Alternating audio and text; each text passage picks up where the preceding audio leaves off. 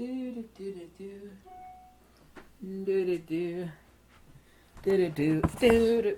My email has been buzzing off the hook like I have no idea what. It's absolutely unbelievable. I can't believe it. Past 30 minutes, I swear I've heard my email ding. This is no joke. At least 100 times. Probably more than 100. There are days like that. Well, I get like 1,200 emails in a day. Let me repeat that, 1,200 emails a day. The daily average is about 300 plus. You want to answer some questions? There, I just answered some questions for you right there. So, why haven't you finished that book yet? I don't know. I work 4 jobs and I work 7 days a week and I get average of 350 emails. Anyway, sorry about that. That was my miniature rant. I made a video last week about teachers, and I think I only had one good teacher, maybe, and I forget their name. Everybody's complaining now. The teachers, by the way, most of them, at least here in America, have been paid while they've been sitting on their butt, eating Cheerios, watching TV. That's true, by the way. So I can understand in their laziness why they don't want to go back to work. They keep claiming they're afraid. It's like, no. They're like, if you're getting paid to sit on your butt and watch TV, you wouldn't want to go back to work either, would you? Anyway, and kids do need to socialize. I don't tell anybody what to do at all. I'm not implying anybody do anything outside of the sphere of what they or their parents believe is best for them. I can tell you a fact, however, that kids need to develop a process of understanding and problem solving. You're not getting that in school, whether school's in or out, it makes no difference. Their primary works that a young teenager should start to read, and their parents should push on them, whether they say offer rewards if they read this. That's the best thing they could do for their kids. I don't believe in playing games, however some games actually develop the mind, such as chess. I grew up playing chess. It's extremely beneficial. You should stop it at some point in time, though, too. I mean, once you've developed those skills, you don't need to keep playing chess. You need to move on to other things, which is what I did also. I was chess champion in high school. I played some in college, and that was it, you know. The rest of it is just finding the remaining 0.5% of one's chess playing skills, and that's not important as long as you have that toolbox in your head. There's some primary books that kids need to read. I wish there was a perfect translation of Plotinus someday before I kick the bucket. I'll have to take 3 years to do it, but I'll do a full translation of the Enneads of Plotinus. Kids need to read Plotinus, books I recommend specifically, and you'll never hear, most people have never heard of this work.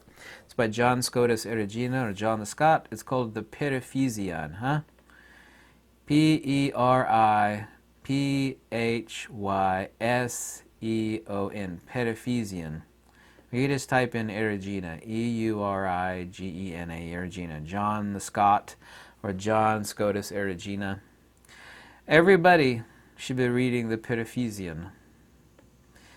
All the people, and here's a fact, by the way, 99% anyway, all the people that we know from the Middle Ages to the 16th, 17th century that wrote the really, really mind-blowingly good stuff, when they grew up, they were reading some, if not all, of these works. Okay? Your kids need to be reading the Enneads of Plotinus. Syrianus would be good. The Didaskalikos of Albinus, which any child could read the Didaskalikos of Albinus in a half a day. It's a little book about like that. Didaskalikos of Albinus. The works of Syrianus or Iamblichus. The Periphysion I cannot stress enough. You need to be reading stuff like that. The kids don't have to be interested in what is being discussed.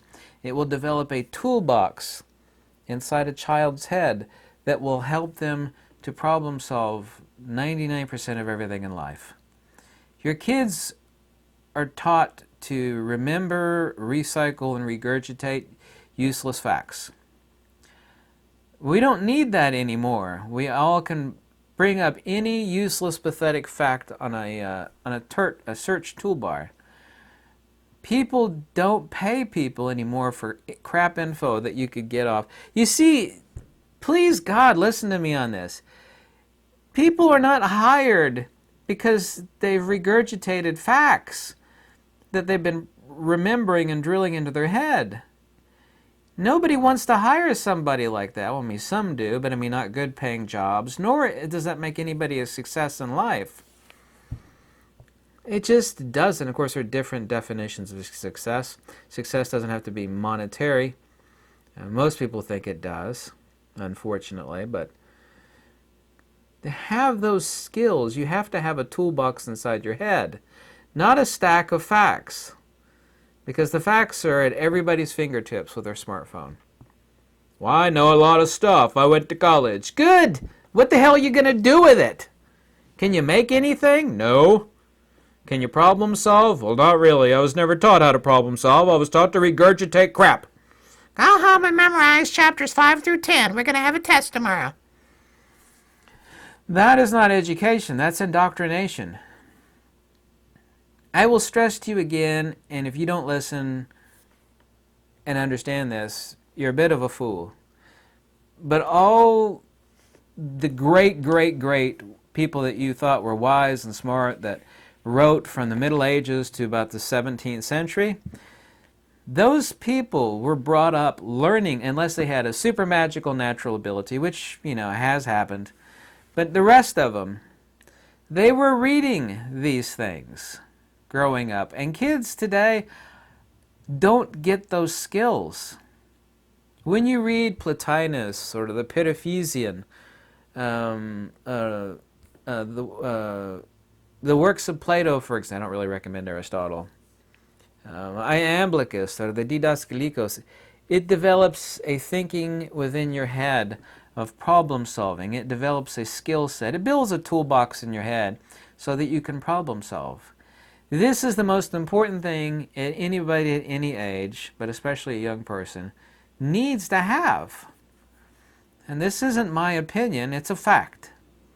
It's irrefutable and it's undeniable. Period. Flat out. You're not going to get you're not going to learn about any of this stuff in college.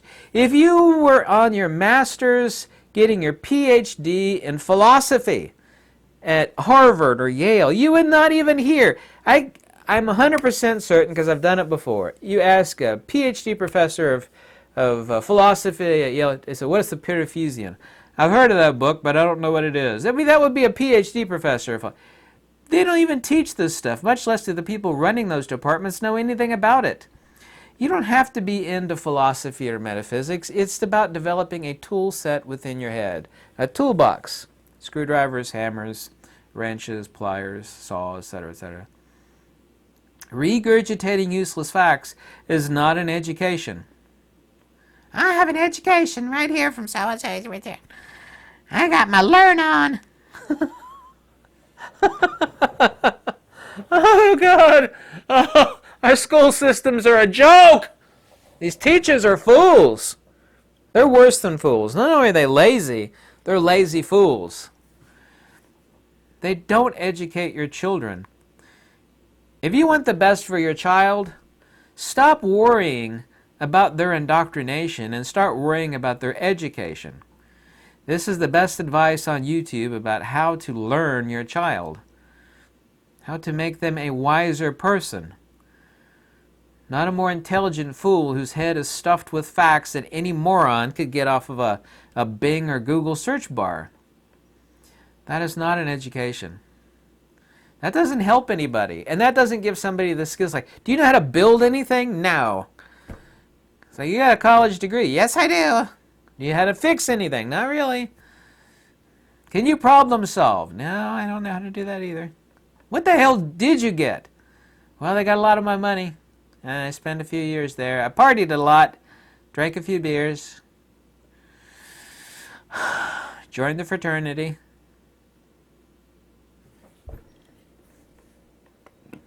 Oh, God, don't you want your children to have the ability to take care of themselves? Give them the skills to fix things, build things, understand things, spontaneously generate original thought.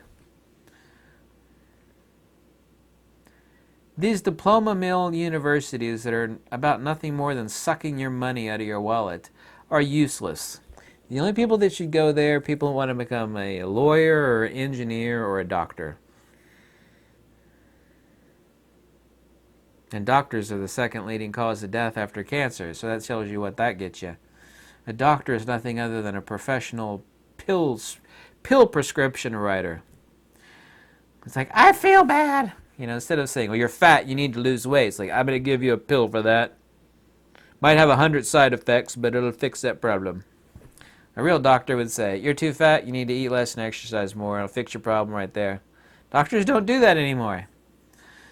The reason they don't is because they got educated in college. Educated. They're professional pill pushers. You know that and I know that. We all know about lawyers.